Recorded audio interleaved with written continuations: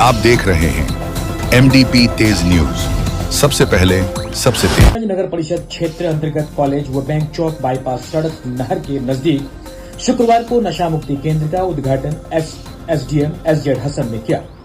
इस मौके पर उन्होंने ये कहा कि युवाओं में नशे का लत जो है बहुत ज्यादा बढ़ रहा है, इससे उनकी सेहत जो है बहुत ज्यादा बिगड़ भी रही है। नशा मुक्ति केंद्र खुलने से युवाओं की सेहत में सुधार तो होगा, लोग बेहतर जिंदगी जी सकेंगे। उन्होंने ये कहा इस इलाके में लोगों के लिए केंद्र जो है बेहद ही फायदेमंद होने वाला है। यह बेहतर काम है, बहुत ही अच्छा प्रयास है।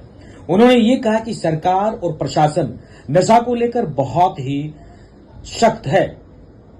प्रशासन नशा को लेकर लगातार कार्रवाई कर रही है। जहां कई तरह के नशा युवा वर्ग कर रहे हैं, युवाओं के इस तरह के गलत लत के कारण स्वजन भी परेशान हो रहे हैं। समाज बहुत ज्यादा दूषित भी हो रहा है।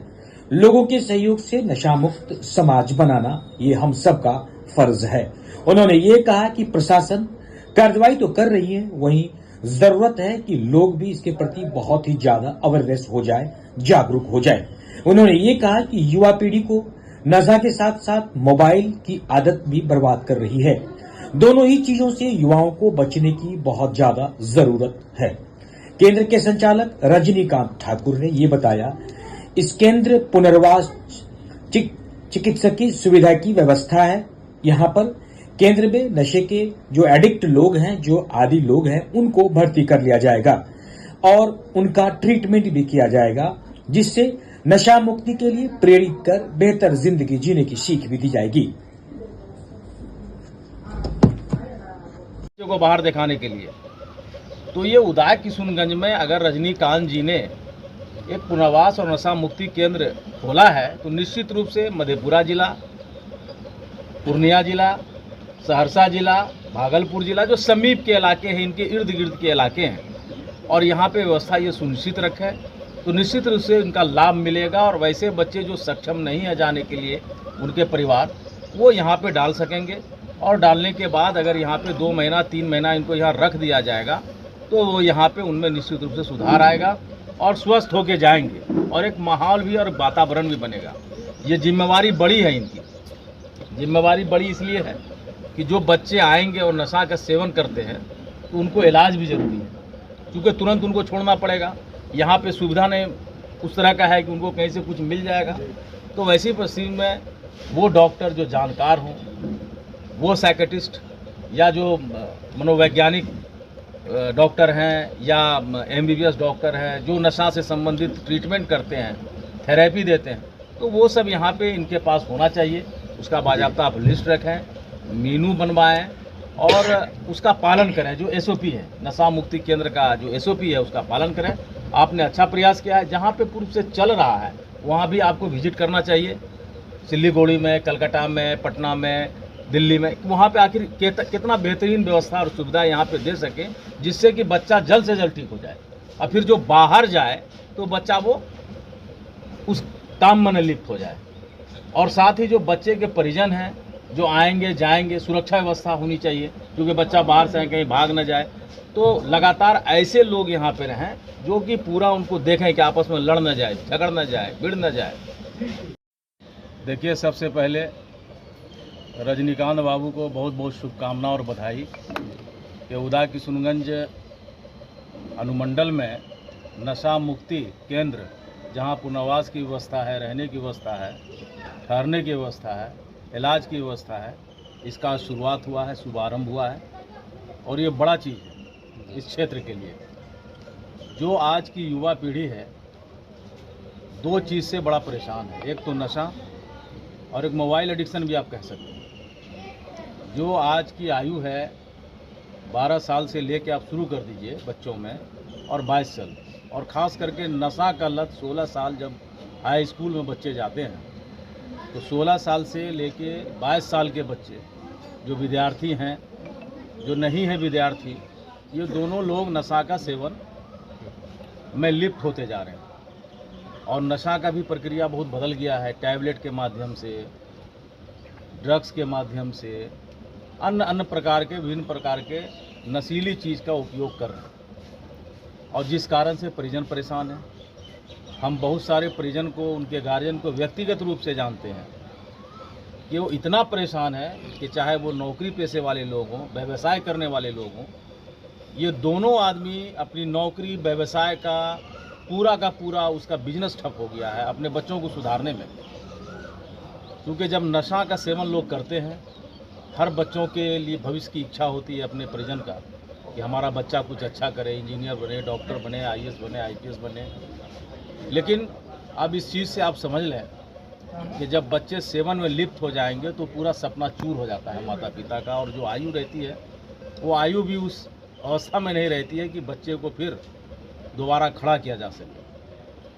और समाज में जो एक पहले चलन था कि कोई बच्चे गली में बैठे हुए हैं बगैर किसी मतलब के, या कोई झुंड बना के किसी पान दुकान, चाय दुकान पर कहीं है पाया गया तो अड़ोस पड़ोस के लोग डांट देते थे, वो चीज़ भी अब समाप्त हो गया अपने समाज में।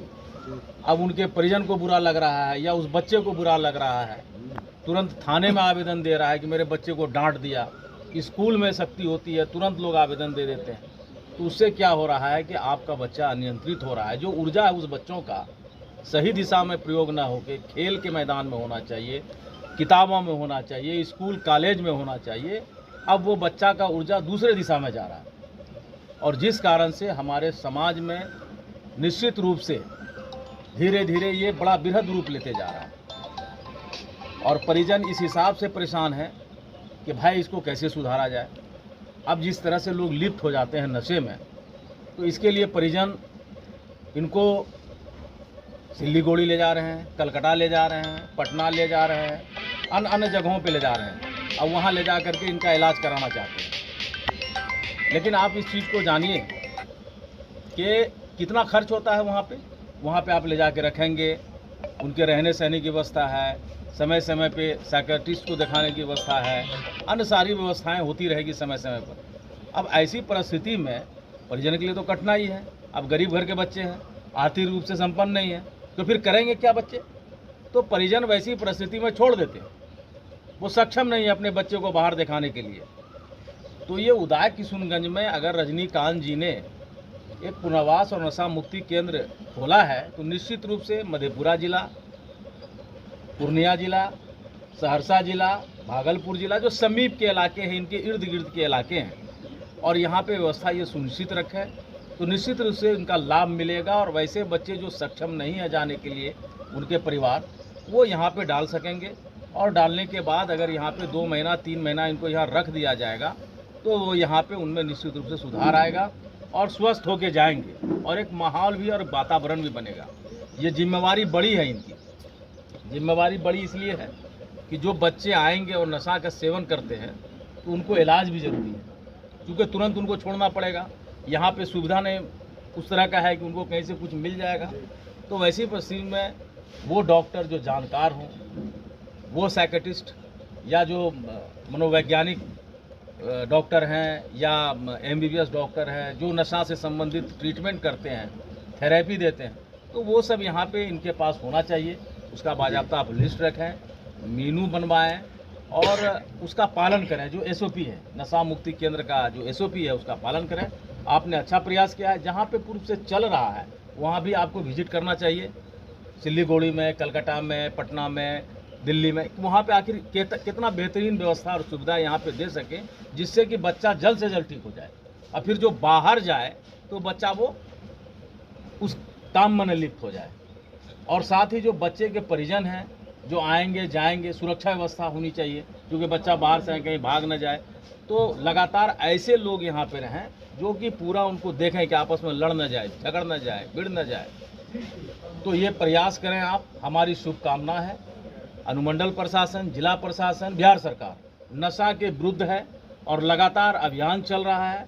इसके लिए विभाग बन गया है और चाहता है कि आम लोगों में इसकी जागरूकता बृहद पहुंचे और जागरूकता से इसका सुधार हो।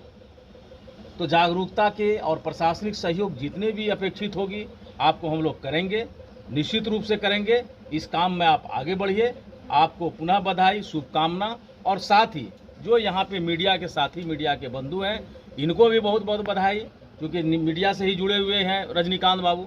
तो आपको भी बहुत बहुत बधाई। इसको आप आगे लेके बढ़िए और समाज को स्वच्छ बनाइए वातावरण में, कि ताकि आगने वाला ज़िंदगी बड़े आराम से लोग जी पाए और परिवार और परिजन को भी शांति मिले। बहुत बहुत धन्यवाद।